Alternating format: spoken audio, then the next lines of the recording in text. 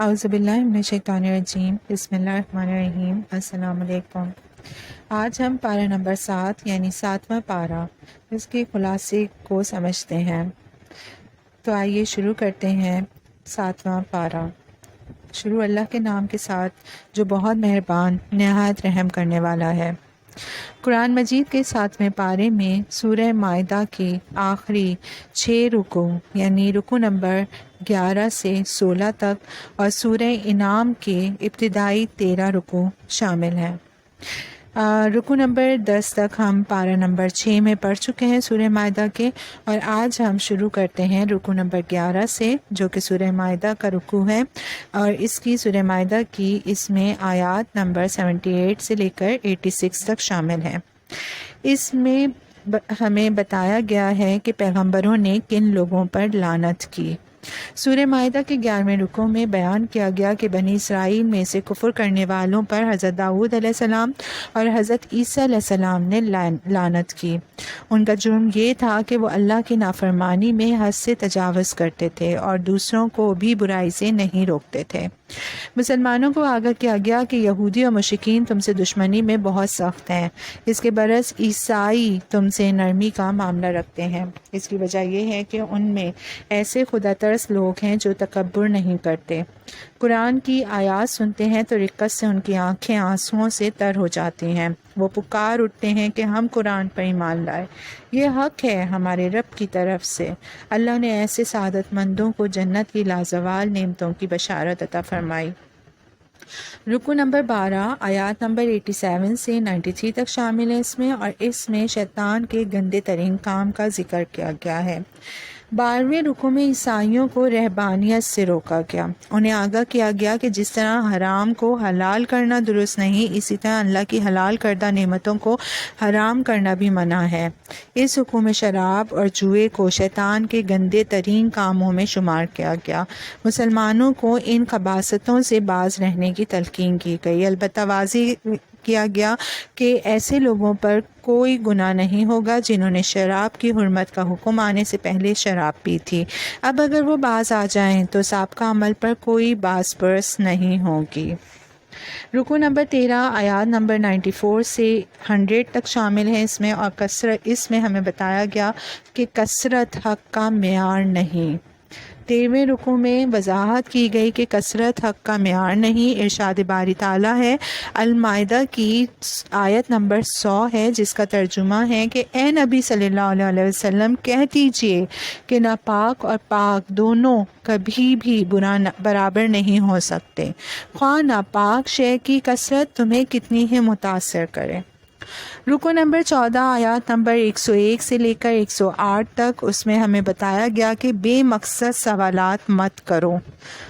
14ویں رکوع میں کثرت سے سوالات کرنے سے منع کیا گیا۔ بے مقصد اور فرضی قسم کے سوالات کرنا پسندیدہ روش نہیں۔ مزید فرمایا گیا کہ کسی اور کی بے عملی کو اپنی بے عملی کا جواز نہیں بنایا جا سکتا۔ ہر شخص اپنے عمل کا خود برابر ذمہ دار ہے اور خود جواب دہ ہوگا۔ اسے چاہیے کہ خود کو گناہوں سے بچائے اور دوسروں کی اصلاح کے لیے بھی حسب استطاعت کوشش کرتا رہے۔ رکوع نمبر 15 آیات نمبر 109 سے 115 تک، اس میں حضرت عیسیٰ علیہ السلام کے حواریوں کا عجیب مطالبہ تھا۔ اس کا بتایا گیا کہ 15ویں رکوع میں حضرت عیسیٰ علیہ السلام کو عطا کیے گئے معجزات کا بیان ہے اور ان کے حواریوں کے ایک عجیب مطالبے کا ذکر ہے۔ انہوں نے حضرت عیسیٰ علیہ السلام سے درخواست کی کہ اللہ سے دعا کریں کہ وہ ایک ایسا دسترخوان نازل فرمائے جس پر لذیذ کھانے چنے ہوئے ہوں۔ حواری ان کھانوں کو کھا کر یقین قلبی حاصل کر لیں کہ واقعی عیسیٰ علیہ السلام کی تمام تعلیمات سچی اور برحق ہیں۔ اللہ نے فرمایا کہ میں ایسا کر دوں گا، لیکن جس نے ایسی فرمائشی معجزہ دیکھنے کے باوجود کفر کیا تو اسے ایسی سزا دوں گا جیسی سزا کسی اور کو نہیں دی جائے گی۔ رکوع نمبر 16 آیات نمبر 116 سے 120 تک، اس میں روز قیامت اللہ کا سوال اور حضرت عیسیٰ علیہ السلام کے جواب کا ذکر ہے۔ 16ویں رکوع میں قیامت کے روز ہونے والے ایک مکالمے کا ذکر ہے۔ اللہ حضرت عیسیٰ علیہ السلام سے پوچھے گا کہ کیا آپ نے لوگوں سے کہا تھا کہ مجھے اور میری والدہ کو معبود بنا لو؟ وہ کہیں گے اے اللہ، اگر میں نے ایسا کہا ہوتا تو آپ کے علم میں ہوتا۔ آپ جانتے ہیں کہ میرے جی میں کیا ہے، لیکن مجھے نہیں معلوم کہ آپ کے جی میں کیا ہے۔ اگر آپ شرک کرنے والوں کو عذاب دیں تو یہ آپ کا اختیار ہے، کیونکہ وہ آپ کے بندے ہیں۔ اگر آپ انہیں معاف فرما دیں تب بھی آپ زبردست اور حکمت والے ہیں۔ اللہ فرمائے گا کہ دنیا میں سچوں کو سچ بولنے کا نقصان ہوتا رہا، لیکن آج کے دن ان کا سچ انہیں فائدہ دے گا۔ آج انہیں ہمیشہ کے لیے ایسے باغات میں داخل کر دیا جائے گا جن کے نیچے نہریں بہتی ہیں۔ اللہ ان سے راضی ہو گیا اور وہ اللہ سے راضی ہو گئے۔ یہی ہے عظیم کامیابی۔ اللہ ہم سب کو عطا فرمائے، آمین ثم آمین۔ یہاں سورہ مائدہ کا اختتام ہوتا ہے اور سورہ انعام کا آغاز ہوتا ہے۔ سورہ انعام جو ہے ہمیں مشرکین مکہ پر اتمام حجت کے بارے میں بتایا گیا ہے۔ آئیے ہم سورہ انعام کا اسٹارٹ لیتے ہیں۔ بسم اللہ الرحمن الرحیم۔ رکو نمبر 1، آیات نمبر 1 سے 10 تک۔ اس میں ہم جو ہے کوشچن کیا گیا ہے کہ اللہ نے انسانوں کو رسول کیوں بنایا۔ پہلے رکوع میں مشرکین مکہ کو آگاہ کیا گیا کہ وہ حق کو جھٹلا چکے ہیں، لہٰذا ان پر اللہ کی طرف سے عذاب آ کر رہے گا۔ اس رکوع میں قریش کے اس اعتراض کا جواب بھی دیا گیا کہ اللہ نے کسی فرشتے کو رسول بنا کر کیوں نہ بھیجا۔ فرمایا گیا کہ اگر اللہ فرشتے کو رسول بنا کر بھیجتا تو اسے بھی انسانی صورت میں بھیجتا، کیونکہ انسانوں کے لیے نمونہ انسان ہی بن سکتا ہے۔ مشرکین کو پھر بھی وہی شبہ لاحق ہوتا جس میں وہ اس وقت مبتلا ہیں۔ رکو نمبر 2، آیات نمبر 11 سے 20، اس میں امت مسلمہ کی شرک سے حفاظت کے بارے میں بیان ہے۔ دوسرے رکوع میں اللہ کی بڑائی کو اس طرح بیان کیا گیا۔ سورہ انعام کی آیت نمبر 17 ہے، جس کا ترجمہ ہے کہ اور اے نبی صلی اللہ علیہ وسلم، اگر اللہ آپ صلی اللہ علیہ وسلم کو دے کوئی تکلیف تو اسے اللہ کے سوا کوئی دور کرنے والا نہیں، اور اگر وہ آپ صلی اللہ علیہ وسلم کو عطا کرے کوئی بھلائی تو وہ ہر چیز پر قادر ہے۔ یہ آیت واضح کرتی ہے کہ اللہ کے رسول صلی اللہ علیہ وسلم عظیم ترین رسول ہونے کے باوجود اللہ کے بندے اور اس کے سامنے عاجز ہیں۔ وہ عبد ہیں، معبود نہیں۔ اگر ایسی آیات قرآن میں نہ ہوتی تو ہم بھی آپ صلی اللہ علیہ وسلم کو خدائی میں شریک کر دیتے، جیسے یہودیوں اور عیسائیوں نے اپنے پیغمبروں کے ساتھ یہ ظلم کیا۔ اس کی وجہ یہ ہے کہ جتنی محبت ہمیں آپ صلی اللہ علیہ وسلم سے ہے، اتنی محبت کسی امت کو اپنے نبی میں سے نہیں تھی۔ اسی رکوع میں نبی کریم صلی اللہ علیہ وسلم کی صداقت کے ثبوت کے طور پر بیان کیا گیا کہ یہودی تورات میں بیان شدہ نشانیوں کی وجہ سے آپ صلی اللہ علیہ وسلم کو ایسے پہچانتے ہیں جیسے اپنے سگے بیٹوں کو پہچانتے ہیں۔ رکوع نمبر 3، آیات نمبر 21 تا 30، اس میں بتایا گیا کہ حق کو جھٹلانے کی سزا مل کر رہے گی۔ تیسرے رکوع میں بتایا گیا کہ سرداران قریش بظاہر تو غور سے نبی کریم صلی اللہ علیہ وسلم سے قرآن کا بیان سنتے ہیں، لیکن بعد میں کہتے ہیں کہ یہ تو محض گزشتہ قوموں کی داستان کا بیان ہے۔ وہ خود بھی گمراہ ہوتے ہیں اور دوسروں کو بھی گمراہ کرتے ہیں، دعویٰ کرتے ہیں کہ اصل زندگی بس دنیا ہی کی ہے اور اس کے بعد کوئی زندگی نہیں۔ کاش وہ تصور کریں کہ جب روز قیامت اللہ کے سامنے کھڑے ہوں گے، اللہ پوچھے گا کہ کیا آخرت کی زندگی یہ حق ہے یا نہیں، تو وہ کہیں گے بالکل حق ہے، لیکن اس وقت حق کو مان لینا فائدہ مند نہ ہوگا، انہیں حق کو جھٹلانے کی سزا مل کر رہے گی۔ رکوع نمبر 4، آیات نمبر 31 سے 41 تک، اس میں معجزہ دکھانے کا مطالبہ کیا گیا۔ چوتھے رکوع میں ایک نازک مضمون ہے۔ مشرکین مکہ نبی اکرم صلی اللہ علیہ وسلم سے مطالبہ کرتے تھے کہ اگر آپ اللہ کے سچے رسول ہیں تو ہماری فرمائش کے مطابق معجزہ دکھائیے۔ آپ صلی اللہ علیہ وسلم اللہ سے دعا کرتے کہ ان کی خواہش کے مطابق معجزہ دکھا دیا جائے، شاید وہ ایمان لے آئیں۔ اللہ نے سختی سے منع فرمایا کہ ایسے نہیں کیا جائے گا۔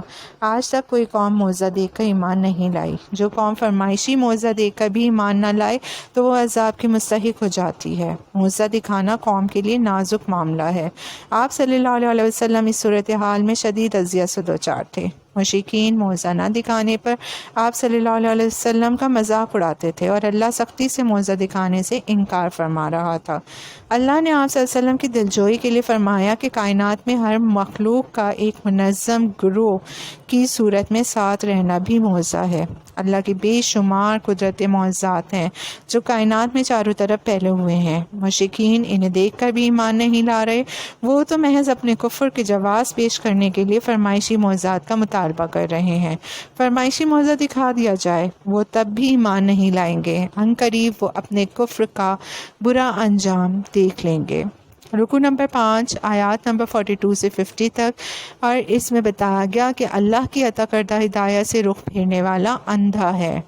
5ویں رکوع میں اللہ کی اس سنت کا بیان ہے کہ اس نے جب بھی کسی قوم میں رسول بھیجا تو قوم پر ساتھ ہی کوئی آفت بھی نازل کی تاکہ لوگوں کے دلوں میں خدا خوفی اور رقت پیدا ہو، وہ رسول کی دعوت کی طرف متوجہ ہوں۔ بدقسمتی سے قوموں نے آفات سے سبق حاصل نہ کیا، شیطان نے ان کے برے اعمال کو مزین کر دیا۔ آخرکار اللہ نے بڑے عذاب کے ذریعے ایسے قوموں کو صفحہ ہستی سے مٹا دیا۔ رکوع کے آخر میں نبی کرم صلی اللہ علیہ وسلم کا کافروں سے آزانہ خطاب ہے۔ آپ صلی اللہ علیہ وسلم نے فرمایا کہ میں نے یہ دعویٰ نہیں کیا کہ میرے اختیار میں اللہ کے خزانے ہیں یا میں غیب کی خبروں سے واقف ہوں، نہ ہی میں نے فرشتہ ہونے کا دعویٰ کیا ہے۔ پھر تم کیوں مجھ سے معجزات طلب کر رہے ہو؟ میرا دعویٰ یہ ہے کہ میں اللہ کا رسول ہوں اور اس کی دی ہوئی ہدایات کی پیروی کرتا ہوں۔ اللہ کی عطا کردہ ہدایات کی پیروی کرنے والا بینا اور اس سے رخ پھیرنے والا اندھا ہے۔ کیا بینا اور نابینا برابر ہو سکتے ہیں؟ رکوع نمبر 6 آیات نمبر 51 سے 55 تک ہمیں بتایا گیا کہ اللہ کن پر مہربان ہے۔ 6 رکوع میں نبی کرم صلی اللہ علیہ وسلم کو تلقین کی گئی کہ وہ سرداران قریش کے اس مطالبے کو رد کر دیں کہ آپ صلی اللہ علیہ وسلم اپنے پاس سے ان لوگوں کو دور کر دیجئے کہ جو ہمارے غلام ہیں یا پیشے کے اعتبار سے کم تر درجے کا کام کرنے والے ہیں۔ اللہ کے نزدیک ان غلاموں اور محنت کرنے والوں کی بڑی قدر ہے۔ وہ دن رات اللہ کو پکارتے ہیں اور اس کی رضا کے طلبگار ہیں۔ ایسے لوگ تو اس قابل ہیں کہ جب وہ نبی کریم صلی اللہ علیہ وسلم کے پاس آئیں تو آپ صلی اللہ علیہ وسلم انہیں سلامتی کی دعائیں دیں اور بشارت دیں کہ اللہ تمہارے حق میں بڑا غفور اور رحیم ہے۔ اگر تم نے نادانی سے کوئی گناہ کیا اور اس پر توبہ کی تو اللہ اپنے لطف و کرم سے تمہیں معاف فرما دے گا۔ رکوع نمبر 7 آیات نمبر 56 تا 60، یہ سورہ انعام کا رکوع نمبر 7 ہے، اور اس میں ہمیں بتایا گیا کہ باطل کے ساتھ سمجھوتا نہیں ہو سکتا۔ 7ویں رکوع میں سرداران قریش کے اس مطالبے کو مسترد کرنے کا حکم ہے جس کے تحت وہ نبی کریم صلی اللہ علیہ وسلم کو ایک سمجھوتے اور مفاہمت کی دعوت دے رہے تھے۔ وہ مفاہمت یہ تھی کہ آپ صلی اللہ علیہ وسلم 1 سال تک ہمارے بتوں کی عبادت کریں، پھر ہم 1 سال تک آپ صلی اللہ علیہ وسلم کے معبود احد کی عبادت کریں گے۔ نبی اکرم صلی اللہ علیہ وسلم کو حکم دیا گیا کہ وہ مفاہمت کی اس پیشکش کو سختی سے رد کر دیں۔ رکوع کے آخر میں بیان کیا گیا کہ غیب کا کل علم صرف اللہ ہی جانتا ہے، اسے خشکی اور سمندر کی ہر شے کا علم ہے، کوئی پرندہ درخت سے نہیں گرتا مگر یہ کہ وہ اللہ کے علم میں ہوتا ہے۔ رکوع نمبر 8 آیات نمبر 61 سے 70 تک، اس میں اللہ کے عذاب کی 3 صورتیں بیان کی گئی ہیں۔ 8ویں رکوع میں آگاہ کیا گیا کہ نافرمان قوموں پر اللہ کے عذاب کی 3 صورتیں ہیں۔ پہلی یہ کہ اللہ آسمان سے کوئی آفت نازل کر دیتا ہے جیسے طوفانی بارشیں، دوسری یہ کہ زمین سے کوئی تباہی آ جاتی ہے جیسے زلزلہ، تیسری صورت یہ ہے کہ اللہ کسی قوم کو گروہوں میں تقسیم کر کے آپس میں ٹکرا دیتا ہے۔ آج ہمیں عذاب کی ان تینوں صورتوں کا سامنا ہے۔ اللہ ہمیں گناہوں سے بچنے کی توفیق عطا فرمائے، آمین۔ اس رکوع میں مزید حکم دیا گیا کہ اگر کسی محفل میں اللہ کی آیات کا مذاق اڑایا جا رہا ہو یا شعائر دینی کی توہین کی جا رہی ہو تو غیرت دینی کا ثبوت دو اور وہاں سے فوراً اٹھ جاؤ۔ رکوع نمبر 9 آیات نمبر 71 سے 83 تک، اس میں بتایا گیا ہے کہ ڈوبنے والے معبود نہیں ہو سکتے۔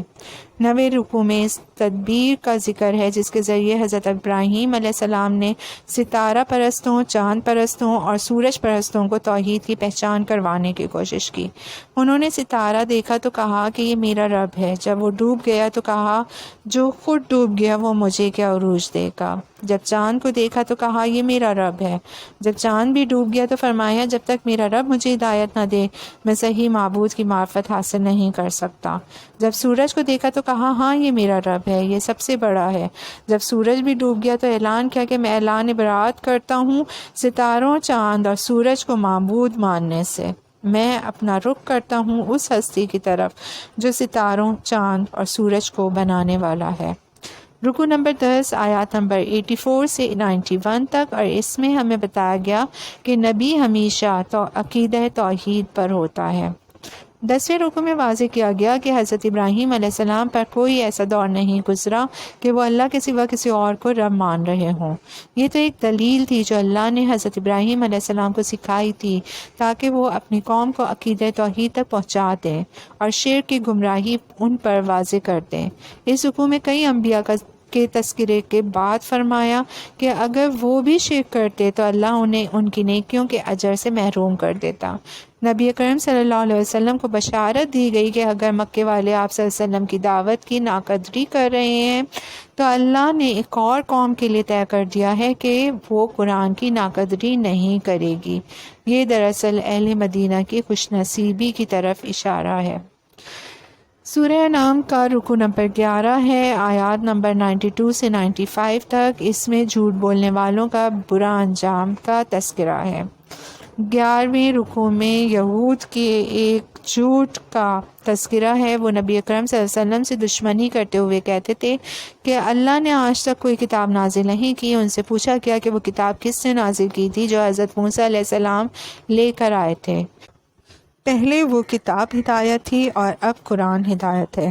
ان قریب جھوٹ بولنے والوں پر موت کی سختی آئے گی اور موت دیکھنے والے فرشتے کہیں گے کہ آج تم اپنی غلط بیانی اور تکبر کی پاداش میں بھون دینے والے عذاب کا مزہ چکھو۔